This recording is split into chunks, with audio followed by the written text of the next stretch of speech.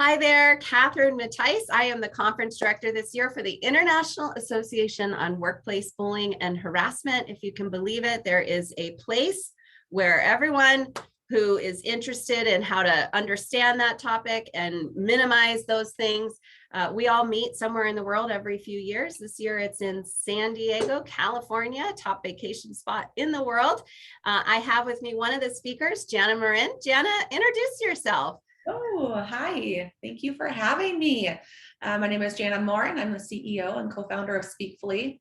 Speakfully is an anonymous workplace reporting platform that we like to say that people actually use. So if you think about a traditional workplace hotline that nobody uses for lots of different reasons, we kind of solve for the reasons why people don't use those hotlines. Yeah, and it's a really great platform. Jana and I met, of course, just because we're both in this industry of bullying and harassment, and it's a really great platform. She didn't pay me to say that. Free advertisement. No, thank you. So tell me why you started Speakfully. Yeah, so unfortunately, a few years ago, I was harassed by my superior for a little over a year, I'd say, and ended up leaving the organization because of it. And after I left there, I thought a lot about what I wish I would have had as an employee during that time, but also what I wish the organization would have done differently in order for me to come forward sooner than what I did. So, after leaving there, reflected and got together with a few other people and formed Speakfully, where we, allow the employee to be able to have a safe, private way to be able to speak up, but also give the organization some real-time data and analytics, give them some other tools to be able to be more proactive and get in front of those small issues before they become big problems like you see in the press almost, unfortunately, on a daily basis. Yeah, that's a great point. I feel like what you were saying in between the lines there is you almost had to wait a year in order to be able to report, and that's not a good thing. Right. And yeah, wait a year until I felt comfortable, and I still didn't even feel fully comfortable, right? So it's never a comfortable feeling to have to go and do that, but you want to be able to feel like you can when you need to. And that's where I feel like the organization comes into play, to being able to offer that to their employees and being able to give them that. Yeah. So what are you going to be talking about at the conference? Yeah. So one of the things that really stood out to me, especially over this last 4 years since starting Speakfully and talking about my story, is I've had lots of people reach out to me in regards to my story when it comes to the grooming phase of my story. So when I say grooming, I think unfortunately this happens very often, as I've seen, but it gets really unrecognized a lot, especially as adults in the workplace, because it's a very confusing topic and it's confusing for people to pinpoint that that's what it is. But when I say grooming, what I mean by that is, I was working for someone for, over a year. And for the first 4 months of that, I felt like we had a really good professional relationship. He was really interested, or I felt he was very interested in my professional development, and said all the things that was really important to me during that time. And so you build a loyalty towards that person because you are sharing these different professional goals that you have and the support that you have there. And I think that happens very often with most, and that's how it should be, through fruition, right?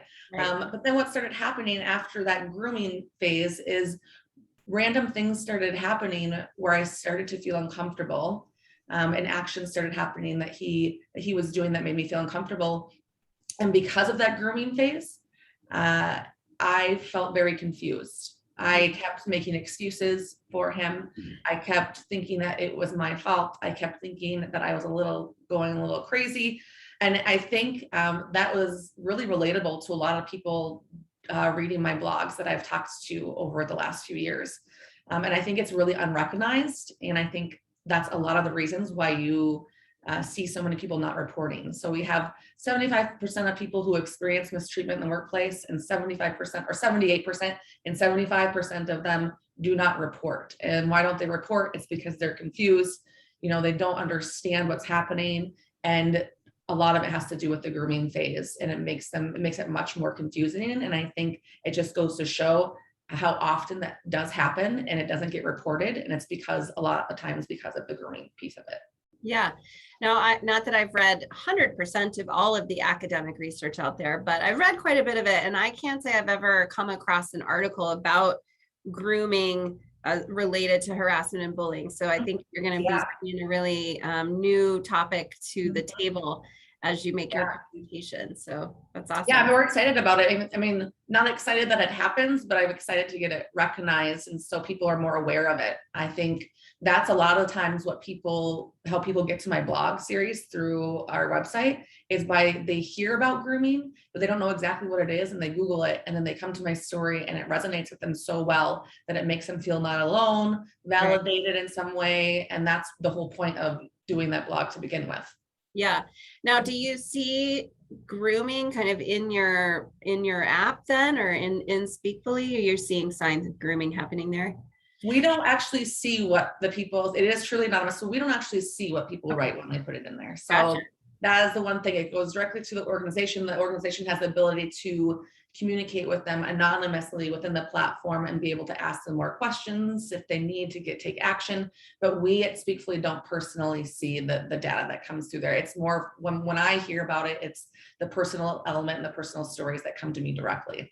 Gotcha. Okay. Well, that's a good response, I guess. You are anonymous there. Yeah. So I'm curious, just from your perspective, how many people go through this grooming process? I know this is just a stab in the dark kind of question, but what are your thoughts on that? Yeah, I mean, it is hard for a number because, you know, to your point about reading about it academically, there isn't a lot out there on it. And that's one of the reasons why I want to bring recognition to it. So I don't have a lot of data. We just don't have a lot of data behind it.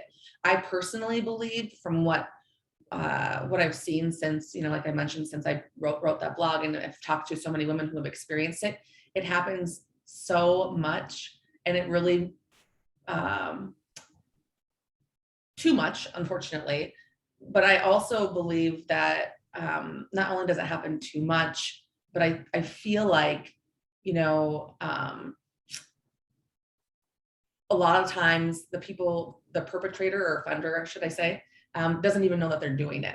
Right. They don't really recognize that. So that's where a lot of the confusion comes into play, right? And so there's it makes lots of people confused, and that's when no one comes forward. And it also really lets me know that high percentage of people who don't report, a lot of the reason is because of that. It all stems from that a lot of times. It's a huge percentage that don't report, and it's because they're confused and they don't understand what it is that they're experiencing. And so I don't have a hard number on that, but I do know that it happens way more often than people think. Yeah. And we have so long to go. I remember, I mean, I started Civility Partners in 2009 and I just talked a lot back then. I don't so much anymore, but just that workplace bullying wasn't really a word or a phrase that we were using. And it was very confusing and still is, but to not even have kind of vernacular around it is even worse. So we're moving in the right direction in terms of providing that vocabulary and ability to talk about it, is what we need. But you're right, it is very confusing because you're thinking, we're not 15. Why am I being this way? And how come everybody's stepping in? And everybody loves that whole, you know, act like an adult. And turns out adults aren't really that great at behaving. But that's what's great about this conference is that you have lots of practitioners. I mean, you and I are considered practitioners, but we're very different world. We got therapists and attorneys and workplace investigators and all the academics who have been studying this stuff for years. So we get to come together and talk about all the different things that we know. So it's going to be cool. So that's what I'm most excited about the conference. What are you excited about? Yeah, likewise. I'm very excited about that. I'm excited to, just bring more light to this topic that I'm talking about. I think that like we talked about, it's not very much discussed, and just making those connections to everyone who we can all help each other, again, move the needle just a little bit. Even if it's just a little, it's still moving towards the right direction. And I think continuing to attend these conferences will only continue to help that. Yeah, for sure. Well, I look forward to seeing you in San Diego. We've Right. been friends now for Yes, a few years, I I feel like, know. and never met in person. So I'm looking forward Oh, to giving me you a hug. too. Me too. It'll be so good. Finally. Thank you. Well, it was great to chat with you, and I'll see you soon. Sounds good. Take care.